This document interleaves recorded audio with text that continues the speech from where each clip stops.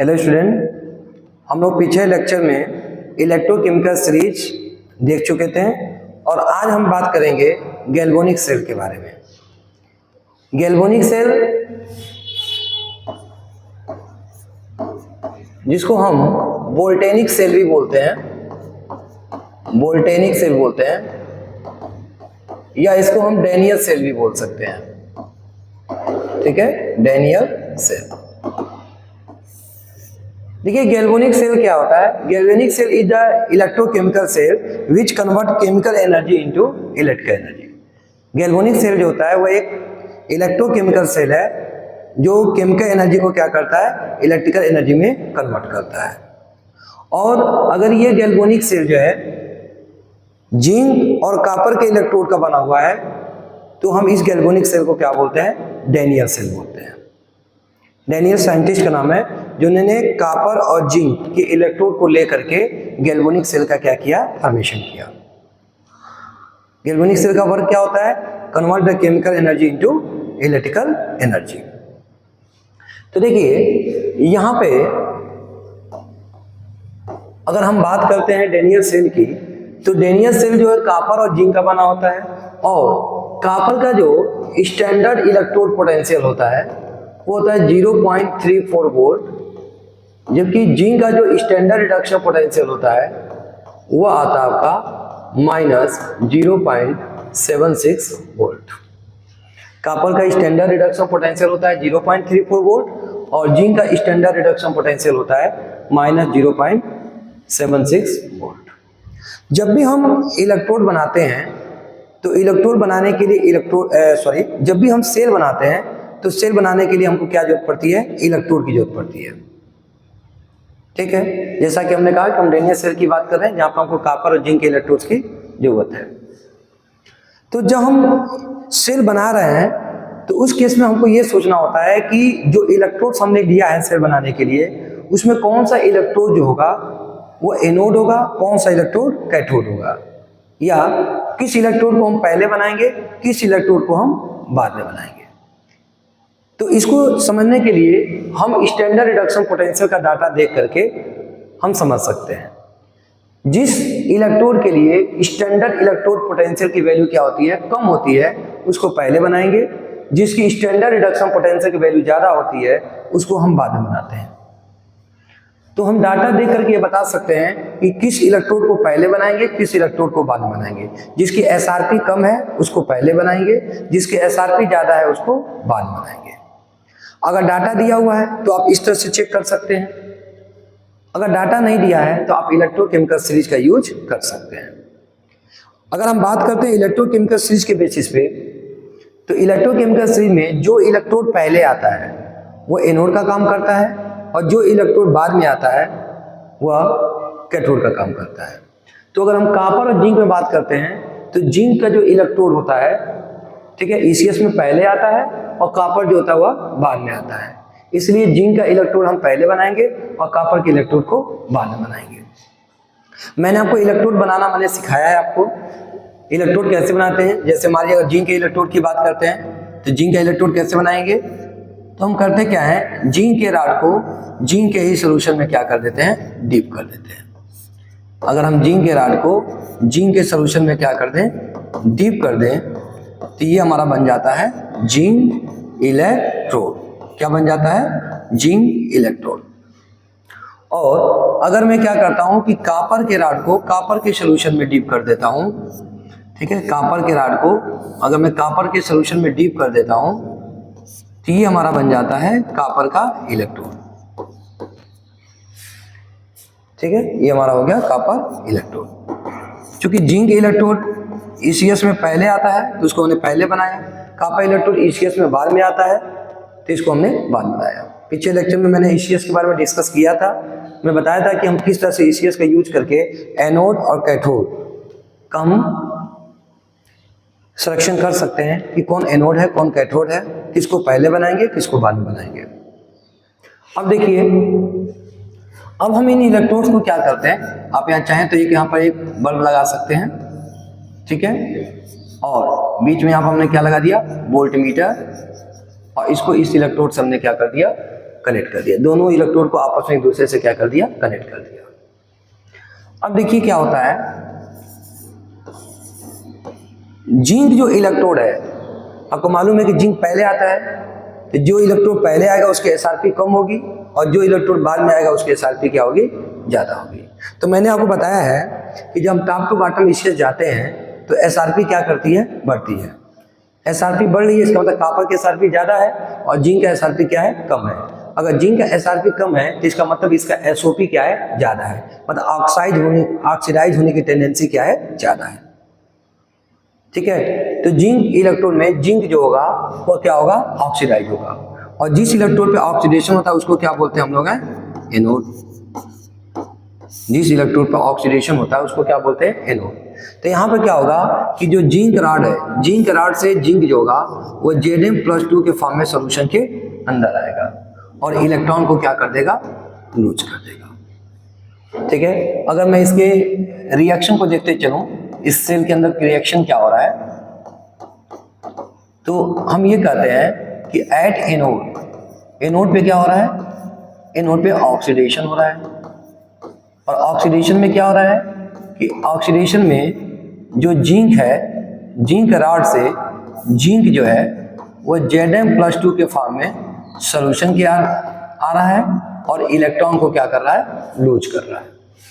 Zinc rod से zinc जो है वह Zm+2 के फॉर्म में सॉल्यूशन के अंदर आ रहा है और इलेक्ट्रॉन को क्या कर रहा है, लूज कर रहा है। अब ये जो इलेक्ट्रॉन है इस वायर के थ्रू क्या होंगे, एनोड से किधर जाएंगे, इस कैथोड की तरफ जाएंगे। कैथोड का मतलब कि यहाँ पर क्या होगा, रिडक्शन। रिडक्शन मतलब गेन ऑफ इलेक्ट्रॉन। तो कॉपर इलेक्ट्रोड में क्या होता है कि कॉपर इलेक्ट्रोड में सॉल्यूशन के अंदर का जो कॉपर+2 आयन होता है, ठीक है, उस इलेक्ट्रॉन को लेने के लिए क्या करता है, राड पे जाता है।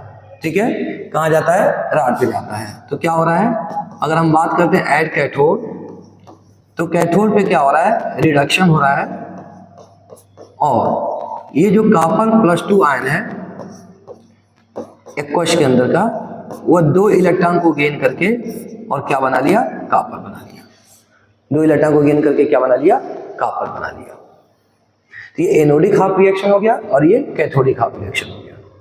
ओवरऑल क्या हुआ, ओवरऑल देखेंगे तो इलेक्ट्रॉन से इलेक्ट्रॉन कैंसिल हो गया और यहाँ पे क्या हो गया, जिंक सॉलिड, कॉपर+2 aqueous to form Zn+2 aqueous and copper solid, ये बना लिया। ये कंप्लीट से रिएक्शन है। ठीक है, अगर आपसे कह रहा है बताइए एनोड पे क्या रिएक्शन हो रहा है, कैथोड पे क्या रिएक्शन हो रहा है और टोटल इस सेल के अंदर क्या रिएक्शन हो रहा है, ये हो गया complete cell reaction, overall reaction हो गया। अब देखिए, अब ये इलेक्ट्रॉन है वो एनोड से कहाँ जा रहा है, कैथोड की तरफ जा रहा है। तो आपको मालूम है कि अगर इलेक्ट्रॉन का डायरेक्शन, ठीक है, कहाँ जा रहा है, एनोड से कैथोड की तरफ। इलेक्ट्रॉन का डायरेक्शन अगर एनोड से कैथोड है, ठीक है, इलेक्ट्रॉन का डायरेक्शन किधर है, एनोड से कैथोड की तरफ है, तो आपको मालूम है इलेक्ट्रॉन के अपोजिट डायरेक्शन में कौन चलता है, करंट। तो करंट का डायरेक्शन किधर होगा, कैथोड से एनोड की तरफ होगा। ठीक है, तो क्या होगा, करंट जो होगा वह कैथोड से एनोड की तरफ क्या करेगा, मूव करेगा और यह बल्ब क्या करने लगेगा, ग्लो करने लगेगा। ये बल्ब क्या करेगा, ग्लो करने लगेगा। धीरे धीरे क्या होगा, जिंक से Zm+2 सॉल्यूशन के अंदर जाता रहेगा और ये जो राड है ये धीरे धीरे थिन होता जाएगा। ये राड क्या होता जाएगा, थिन होता जाएगा और ये राड जो है वो धीरे धीरे क्या होता जाएगा, थिक होता जाएगा, क्योंकि कॉपर+2 कॉपर के फॉर्म में डिपाइट हो रहा है। ये राड जो होगा क्या होता जाएगा, थिक होता जाएगा और ये राड क्या होता जाएगा, थिन होता जाएगा। अब देखिए स्टूडेंट, एक्चुअली होता क्या है कि जैसे जैसे जिंक से Zm+2 सॉल्यूशन के अंदर जाएगा तो सॉल्यूशन के अंदर पहले क्या था, जिंक था, जिंक आयन था, अब प्लस क्या था, सल्फेट आयन था। सॉल्यूशन के अंदर पहले क्या था, जिंक आयन था, सल्फेट आयन था। दोनों का नंबर ऑफ मोल्स क्या थे, सेम थे। जितना जिंक आयन था उतना ही क्या था, आपका सल्फेट आयन भी था। ठीक है, अब जैसे जैसे सॉल्यूशन के अंदर Zm+2 जाने लगेगा तो सॉल्यूशन के अंदर Zm+2 का कंसंट्रेशन बढ़ने लगेगा और Zm+2 के कंसंट्रेशन बढ़ने से ये सॉल्यूशन क्या हो जाएगा, पॉजिटिवली चार्ज हो जाएगा। सेम वे में जैसे इस कैथोड की बात करते हैं तो इस कैथोड में क्या था, जितने Cu+2 आयन का कंसंट्रेशन था उतना ही कंसंट्रेशन किसका था, सल्फेट आयन का था। लेकिन जब Cu+2 कॉपर के फॉर्म में डिफाइट होगा इस रॉड के ऊपर, तो Cu+2 का कंसंट्रेशन क्या होने लगेगा, कम होने लगेगा, और उसके कंपेरिजन में सल्फेट आयन का कंसंट्रेशन क्या हो जाएगा, ज्यादा हो जाएगा। तो ये सोल्यूशन कैसा हो जाएगा, निगेटिवली चार्ज। तो ये सोल्यूशन निगेटिवली चार्ज हो जाएगा और ये सोल्यूशन क्या हो जाएगा, पॉजिटिवली चार्ज हो जाएगा। तो एक्चुअली होगा क्या कि जो इलेक्ट्रॉन मूव कर रहा है उस इलेक्ट्रॉन पर चार्ज कैसा है, नेगेटिव चार्ज, और ये सोल्यूशन कैसा है, पॉजिटिव चार्ज। तो ये पॉजिटिव चार्ज सोल्यूशन क्या करेगा, उस नेगेटिव चार्ज इलेक्ट्रॉन को अपनी तरफ क्या करेगा, अट्रैक्ट करेगा। अट्रैक्शन होने से इलेक्ट्रॉन का मूवमेंट क्या हो जाएगा, स्टॉप हो जाएगा। या हम इसको यहाँ से समझ सकते हैं कि जब Cu+2 रॉड के ऊपर जाएगा तो सोल्यूशन के अंदर सल्फेट आयन का कंसंट्रेशन बढ़ने से ये सोल्यूशन कैसा हो गया, नेगेटिवली चार्ज हो गया। तो ये नेगेटिव चार्ज सोल्यूशन क्या होगा कि जो इनकमिंग इलेक्ट्रॉन है उसको क्या करेगा, रिपेल करेगा, क्योंकि सेम चार्ज है। तो ये वाला जो सोल्यूशन जो नेगेटिव चार्ज वाला है वो इलेक्ट्रॉन को आने नहीं देगा, और ये पॉजिटिव वाला सोल्यूशन जो इलेक्ट्रॉन को जाने नहीं देगा, और इस तरह से इलेक्ट्रॉन का मूवमेंट स्टॉप हो जाएगा, जिससे करंट का भी मूवमेंट क्या हो जाएगा, स्टॉप हो जाएगा, और हमारा सेल वर्क नहीं करेगा। तो इस प्रॉब्लम को सॉल्व करने के लिए हम एक स्पेशल टाइप का एक और जो है ऑपरेटर यूज करते हैं जिसका नाम है साल्ट ब्रिज। ठीक है, तो देखिए साल्ट ब्रिज क्या होता है। साल्ट ब्रिज क्या होता है कि साल्ट ब्रिज एक यू लाइक ग्लास ट्यूब होता है। ठीक है, एक यू लाइक क्या होता है, ग्लास ट्यूब होता है। ये क्या है, इसको हम कह सकते हैं salt bridge. Salt bridge, salt bridge क्या होता है, ये एक यू लाइक ग्लास ट्यूब होता है। ठीक है ना, ये जो साल्ट ब्रिज होता है, साल्ट ब्रिज, ये क्या होता है, ये एक यू लाइक क्या होता है, ग्लास ट्यूब होता है। ठीक है, ग्लास ट्यूब होता है जो क्या होता है, फिल्ड होता है, फिल्ड विद स्ट्रॉन्ग इलेक्ट्रोलाइट। इसके अंदर क्या भरा होता है, स्ट्रॉन्ग इलेक्ट्रोलाइट भरा होता है, लाइक KCl, KNO3, ठीक है, KNO3, NH4NO3, ठीक है। स्ट्रॉन्ग इलेक्ट्रोलाइट मतलब कि जो को वाटर में डाले वो 100% वो क्या कर जाए, अपने आयंस में डिसोशिएट कर जाए। और कैसे बना होता है, विथ अगार जेल। अगर अगार जेल है तो उसके साथ, नहीं तो जिलेटिन के साथ क्या होता है, फिल होता है।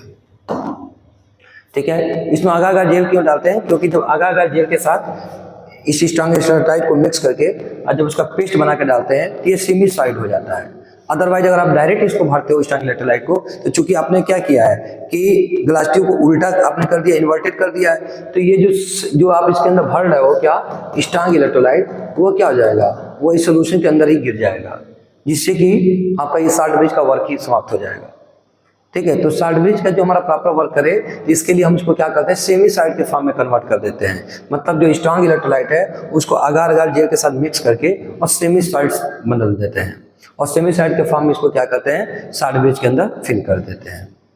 अब इससे क्या होगा कि जैसे आपने स्ट्रॉन्ग इलेक्ट्रोलाइट का फॉर्म में भर दिया पोटेशियम नाइट्रेट, तो क्या होगा कि ये जो नाइट्रेट आयन है, ध्यान दीजिएगा, ये जो नाइट्रेट आयन है, ये जो नाइट्रेट आयन है, ठीक है, वो क्या करेगा, इस जिंक इलेक्ट्रोड के सोल्यूशन के अंदर जाएगा और Zn+2 के कंसंट्रेशन को, या हम कह सकते हैं Zn+2 के चार्ज को क्या करेगा, न्यूट्रलाइज करेगा। जैसे ही जिंक से Zn+2 सोल्यूशन के अंदर आएगा तो उसको न्यूट्रलाइज करने के लिए कौन आ जाएगा, नाइट्रेट आयन, जिससे कि इसके चार्ज को ये क्या कर देगा, काउंटर कर देगा। सेम वे में जैसे ही Cu+2 यहाँ जाएगा तो यहाँ बचेगा कौन, सल्फेट आयन। तो सल्फेट आयन को न्यूट्रलाइज करने के लिए क्या होगा, पोटेशियम आयन साल्ट ब्रिज से आएगा और उसके चार्ज को क्या कर देगा, न्यूट्रलाइज कर देगा। किसके चार्ज को, सल्फेट आयन को। तो पोटेशियम सल्फेट आयन को न्यूट्रलाइज कर देगा, ठीक है, क्योंकि ये ज्यादा था। और नाइट्रेट आयन जो होगा वो क्या करेगा, Zn+2 को न्यूट्रलाइज कर देगा, क्योंकि Zn+2 था। इस तरह से दोनों हमारा जो सोल्यूशन जो होगा वो क्या हो गया, न्यूट्रलाइज हो गया, किसी पर भी चार्ज नहीं रह गया, जिससे फिर से क्या होगा, इलेक्ट्रॉन का मूवमेंट स्टार्ट हो जाएगा और फिर हमारा सेल क्या करने लगेगा, वर्क करने लगेगा। आपसे पूछा जाता है बोर्ड में भी कि साल्ट ब्रिज का यूज क्या है, यूजेज ऑफ साल्ट ब्रिज। ठीक है, तो अगर हम फर्स्ट पॉइंट बात करते हैं साल्ट ब्रिज का, तो साल्ट ब्रिज का जो यूज होता है, first it maintains the electrical neutrality. ये इलेक्ट्रिकल न्यूट्रलिटी को क्या करता है, मेंटेन करता है। ठीक है, न्यूट्रलिटी को मेंटेन करने का मतलब क्या हुआ कि यह क्या करता है कि दोनों सोल्यूशन को क्या करता है, इलेक्ट्रिकली न्यूट्रलाइज कर देता है। इसको ना पॉजिटिव होने देता है ना इसको निगेटिव होने देता है। Point number 2, it completes the circuit. ठीक है, यह सर्किट को क्या करता है, कंप्लीट करता है। आप क्या देख रहे हो कि यहाँ पर रॉड तो एक दूसरे के साथ कनेक्ट है, लेकिन सोल्यूशन एक दूसरे के साथ कनेक्ट नहीं थे। और सोल्यूशन जब एक दूसरे के साथ कनेक्ट नहीं रहेंगे तो सर्किट क्या हो जाएगी, इनकम्प्लीट। ठीक है, तो इस तरह से क्या होगा, सर्किट क्या हो गया, कंप्लीट हो गया। ठीक है, सर्किट क्या हो गया, कंप्लीट हो गया। तो शॉर्ट ब्रिज का दूसरा काम क्या है, it completes the circuit. Point number 3, it prevents liquid junction potential. Liquid junction potential. अब इसका मतलब क्या है स्टूडेंट, थोड़ा समझिएगा। जैसे आप ये कह रहे हैं कि सर हम शॉर्ट ब्रिज का यूज क्यों कर रहे हैं, क्योंकि ये दोनों क्या है, ये पॉजिटिव चार्ज होता है, ये निगेटिव चार्ज हो जाता है, ये चार्ज हो जाता था। इस चार्ज को कंप्लीट न्यूट्रलाइज करने के हमने शॉर्ट ब्रिज का यूज किया। तो सर ऐसा भी हो सकता है कि अगर मान लीजिए सर मैं एक व्हीकल ले लूँ, ठीक है, और इसके एक साइड एक मेम्ब्रेन लगा करके इसके इस साइड मैंने ZnSO4 ले लिया और इस साइड हमने क्या ले लिया, कॉपर सल्फेट ले लिया। ठीक है, और इस साइड एक हमने रॉड लगा दिया कॉपर का, इस साइड एक रॉड लगा दिया हमने जिंक किया, और इसको हमने बैटरी से क्या कर दिया, वायर से क्या कर दिया, कनेक्ट कर दिया। अब जिंक से जब Zn+2 सोल्यूशन के अंदर आएगा तो ये सोल्यूशन कैसा हो गया, पॉजिटिव चार्ज। अब जब कॉपर+2 जो है इस रॉड की तरफ जाएगा तो ये सोल्यूशन कैसा हो गया, सल्फेट आयन के कारण निगेटिव चार्ज। तो चूंकि जितना यहाँ प्लस आया उतना ही क्या आ गया, माइनस आ गया। अब ये दोनों एक दूसरे को क्या कर दिए, न्यूट्रलाइज कर दिए। लेकिन यहाँ पे प्रॉब्लम आता है, क्या प्रॉब्लम आता है, हम जानते हैं कि जब दो अपोजिट चार्ज एक दूसरे के कांटेक्ट में आता है, जब दो अपोजिट चार्ज एक दूसरे के कांटेक्ट में आता है तो वहाँ पे एक पोटेंशियल डेवलप होता है। ठीक है, वहाँ पे एक पोटेंशियल डेवलप होता है, और उस पोटेंशियल डेवलप होने के कारण जो सेल का जो नेट वोल्टेज होता है वो रिड्यूस हो जाता है, कम हो जाता है। ठीक है, तो इसी चीज को प्रिवेंट करने के लिए, रोकने के लिए हम सोल्यूशन को डायरेक्ट नहीं लेते हैं, हम उसको शॉर्ट ब्रिज के साथ क्या कर लेते हैं, जोड़ लेते हैं। ठीक है, अब चूंकि यहाँ पर देखिए ये भी एक लिक्विड है, ये भी एक लिक्विड है, और दोनों का ये क्या है, जंक्शन है। तो लिक्विड जंक्शन, इसी जंक्शन पे क्या हो रहा है, पोटेंशियल डेवलप हो जा रहा है, और इसी पोटेंशियल को रोकने के लिए हम यहाँ पे क्या करते हैं, शॉर्ट ब्रिज का यूज करते हैं। क्लियर है, समझ में आ रहा है। चलिए नेक्स्ट पॉइंट हम बात करते हैं। हमने शॉर्ट ब्रिज को देख लिया, उसके यूजेज को देख लिया। अब देखिए ये हमारा जो शॉर्ट ब्रिज है, जो हमने शॉर्ट ब्रिज का यूज किया है, ठीक है, ये जो हमने शॉर्ट ब्रिज का जो यूज किया है, क्यों यूज किया है, इलेक्ट्रिकल न्यूट्रलिटी को मेंटेन करने के लिए, सर्किट को कंप्लीट करने के लिए, लिक्विड जंक्शन पोटेंशियल को प्रिवेंट करने के लिए। ठीक है, हमने इस शॉर्ट ब्रिज का यूज किया है। अब क्वेश्चन ये है कि सर इसको हम लोग, इस सेल को हम लोग रिप्रेजेंट कैसे करते हैं, सेल रिप्रेजेंटेशन कैसे करते हैं। तो देखिए सेल रिप्रेजेंटेशन कैसे करते हैं, तो इसको समझिएगा। अगर हम बात करते हैं सेल रिप्रेजेंटेशन का, तो सेल को रिप्रेजेंट कैसे किया जाता है। देखिए इधर हम एनोड की रिएक्शन लिखते हैं, इधर कैथोडिक रिएक्शन लिखते हैं। हम ये कहते हैं कि एक्चुअली में एनोड पे क्या हो रहा है, आप बताइए एनोड पे हुआ क्या है। तो एनोड पे जो जिंक सॉलिड है, ठीक है, वो किस में चला गया है, Zn+2 के फॉर्म में एक्वस में चला गया है। वहीं जबकि अगर हम कैथोड की बात करते हैं तो कैथोड में क्या हुआ है कि जो कॉपर+2 एक्वस है, ठीक है, वो कहाँ चला गया है, कॉपर सॉलिड में। ठीक है, आप देख रहे होंगे कि यहाँ पर क्या हो रहा है कि जो जिंक है, जिंक जो है वो Zn+2 एक्वस में जा रहा है, और कॉपर+2 एक्वस जो है वो किस में जा रहा है, कॉपर में जा रहा है, 2 इलेक्ट्रॉन लेकर के। ठीक है, तो हम क्या करते हैं, इसको ऐसे रिप्रेजेंट, जिंक सॉलिड से Zn+2, कॉपर+2 एक्वस से कॉपर। अच्छा, ये लाइन किसको बताता है, कि इंटरफेस बता रहा है। ये किसको बता रहा है, इंटरफेस बता रहा है, किसके किसके बीच में, इस रॉड और इस सोल्यूशन के बीच का ये इंटरफेस है। ठीक है ना, और इसके बीच में क्या करता है, एक डबल लाइन सीधी हम ड्रा कर देते हैं। ये डबल लाइन किसको बताता है, ये डबल लाइन बताता है शॉर्ट ब्रिज को।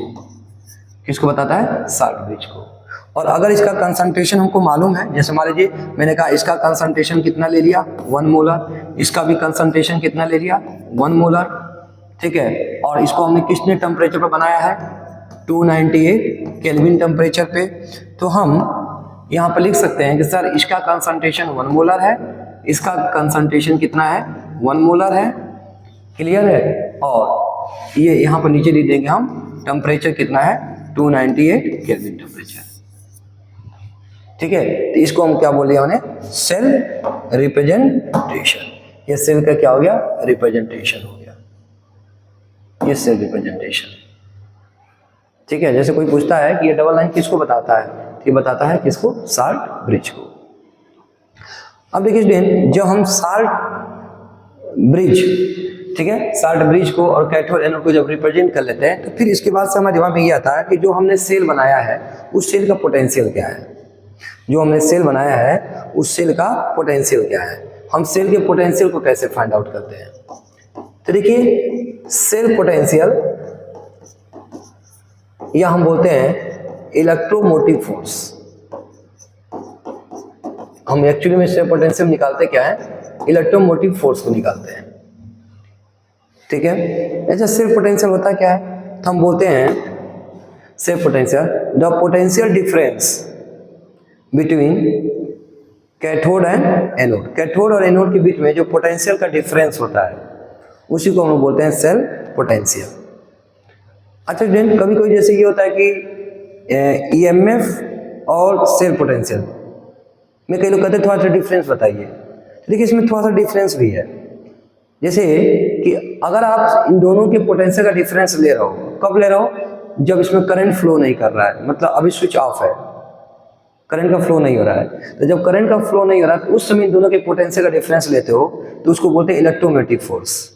और अगर स्विच ऑन हो गया और करंट का फ्लो चालू हो गया और उस समय जो पोटेंशियल का डिफरेंस लेते हो तो उसको बोलते हैं सेल पोटेंशियल। क्या बोलते हैं, सेल पोटेंशियल बोलते हैं।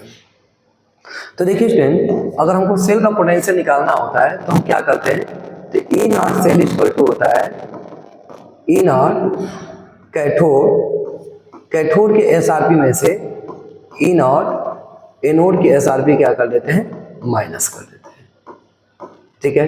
तो अब आप बताइए कैथोड किसका है, कॉपर का है, तो हम यहाँ पे क्या लेंगे E naught copper plus 2 copper minus E naught anode किसका है, जिंक का है, तो Zn प्लस 2 जिंक। आपको एसआरपी लेना है, ध्यान रखिएगा, आपको स्टैंडर्ड रिडक्शन पोटेंशियल लेना है। तो बताइए कॉपर का एसआरपी कितना होता है, तो मैंने यहाँ पे लिखा है कि कॉपर का एसआरपी कितना है 0.34 वोल्ट और जिंक का एसआरपी कितना है माइनस 0.76 वोल्ट। तो यहाँ पर हम ले लेंगे क्या 0.34 वोल्ट और जिंक का क्या है माइनस 0.76 वोल्ट। सॉल्व करेंगे तो वोल्टेज कितना आ गया 1.10। मतलब ये जो गैल्वेनिक सेल होता है या डेनियल सेल है, इसका वोल्टेज कितना है, इसका वोल्टेज जो आता है वो आता है 1.10 वोल्ट। कितना आता है 1.10 वोल्ट। अच्छा, अब थोड़ा सा ध्यान दीजिएगा, इसमें जैसे क्वेश्चन पूछता है कि गैल्वेनिक सेल में करंट का फ्लो किधर से किधर होता है, इलेक्ट्रॉन का फ्लो किधर से किधर होता है। तो गैल्वेनिक सेल में जो इलेक्ट्रॉन का फ्लो होता है वो एनोड से कैथोड की तरफ होता है और करंट का फ्लो किधर होता है, कैथोड से एनोड की तरफ होता है। फिर पूछा जाता है कि गैल्वेनिक सेल में आउट द सेल करंट को कौन कैरी करता है, तो करंट को कौन कैरी करता है, इलेक्ट्रॉन। और इन द सेल, सेल के अंदर करंट को कौन कैरी करता है, चार्ज आयंस, ठीक है। तो इसके अंदर सेल के अंदर क्या होता है, चार्ज आयंस जो होते हैं करंट का कैरी करते हैं और आउट द सेल क्या आता है, इलेक्ट्रॉन क्या करता है, करंट को कैरी करता है। अच्छा स्टूडेंट, एक चीज और ध्यान दीजिए, पूछा जाता है कि एनोड और गैल्वेनिक सेल में जो एनोड और कैथोड है, इस एनोड और कैथोड में कौन जो है निगेटिव टर्मिनल का काम करता है, कौन पॉजिटिव टर्मिनल का काम करता है। तो ध्यान दीजिए स्टूडेंट, जब जिंक से Zn+2 सोल्यूशन के अंदर आ गया तो इसके ऊपर क्या आ गया, इलेक्ट्रॉन आ गया। तो इसका मतलब ये टर्मिनल कैसा हो गया, निगेटिव चार्ज हो गया। ये टर्मिनल क्या हो जाता है, निगेटिव चार्ज, ठीक है। तो अगर ये निगेटिव चार्ज है तो ये टर्मिनल क्या हो गया, पॉजिटिव चार्ज। आप खुद सोच सकते हो कि अगर इलेक्ट्रॉन इधर से इधर जा रहा है तो इसका मतलब ये कैसा है, टर्मिनल है, पॉजिटिव चार्ज टर्मिनल है। तो गैल्वेनिक सेल में क्या होता है कि एनोड जो होता है वो निगेटिव चार्ज होता है और कैथोड जो होता है वो क्या होता है, पॉजिटिव चार्ज होता है, ठीक है। अब देखिए स्टूडेंट, नेक्स्ट पॉइंट, इसमें एक क्वेश्चन और आता है, थोड़ा इसको देखेंगे। क्वेश्चन ये है, ध्यान दीजिएगा, नोट।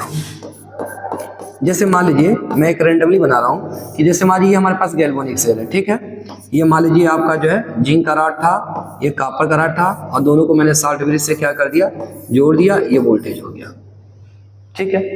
अब ये कह रहा है कि अगर मैं क्या करता हूँ, इसमें कोई एक्सटर्नल बैटरी जोड़ देता हूँ आउटसाइड, अगर मैं यहाँ पे एक्सटर्नल वोल्टेज जोड़ देता हूँ और इसका पोटेंशियल कितना है Vxt, और इसका वोल्टेज कितना था 1.10 वोल्ट।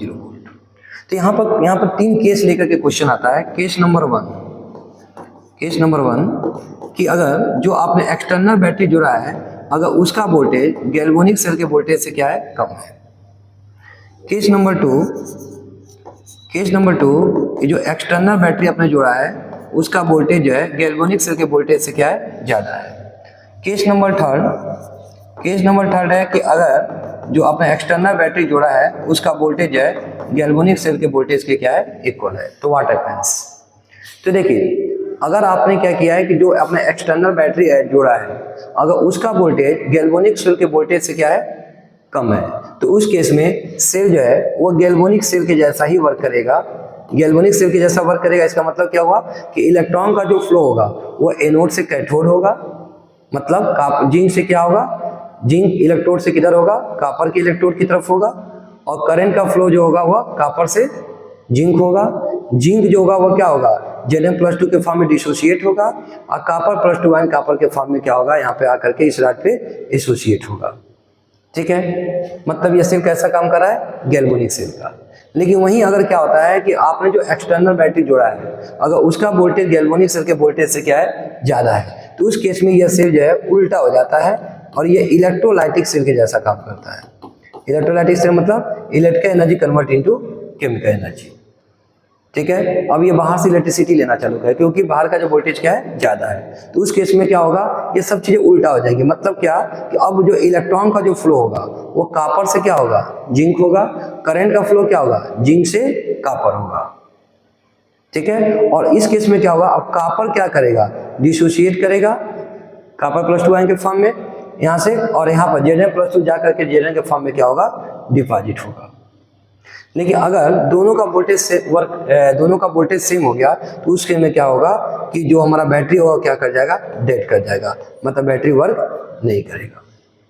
इसी वर्क पे आपका जो आपके घर में जो बैटरी इन्वर्टर लगा होता है वो इसी पे वर्क करता है, इसी प्रिंसिपल पे, ठीक है। जैसे ही आप क्या होता है कि लाइट चली जाती है तो घर में जो बैटरी लगाता है उसके वो कैसा काम करता है, as a galvanic cell. Light जाते ही बैटरी के अंदर क्या होता है, केमिकल रिएक्शन होता है जिससे केमिकल एनर्जी मिलती है, और उस केमिकल एनर्जी को इलेक्ट्रिकल एनर्जी में कन्वर्ट करके हम फैन, ठीक है, बल्ब, ये सब क्या करते हैं, ऑन कर लेते हैं।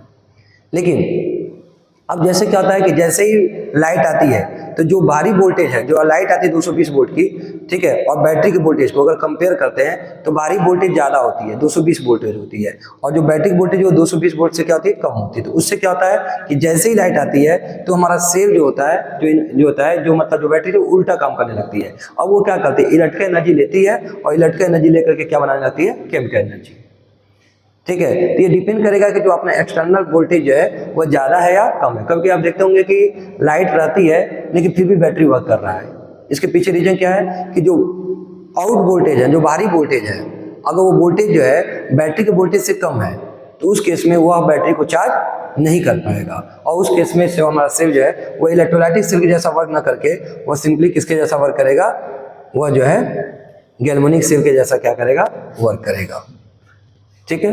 तो ये हो गया हमारा galvanic cell, salt bridge representation कैसे करते हैं, सेल का पोटेंशियल कैसे फाइंड आउट करते हैं, और अगर हम एक्सटर्नल बैटरी ऐड करते हैं तो उस केस में हमारा बैटरी किस तरह से वर्क करता है, प्लस हम सेल को रिप्रेजेंट कैसे करते हैं, और फिर हमने बताया साल्ट ब्रिज क्या है और उसका यूज क्या है, ठीक है स्टूडेंट। नेक्स्ट लेक्चर में हम बात करेंगे कंसंट्रेशन सेल्स के बारे में, और कंसंट्रेशन सेल्स के साथ साथ हम बात करेंगे नष्ट इक्वेशन के बारे में। Okay, thank you.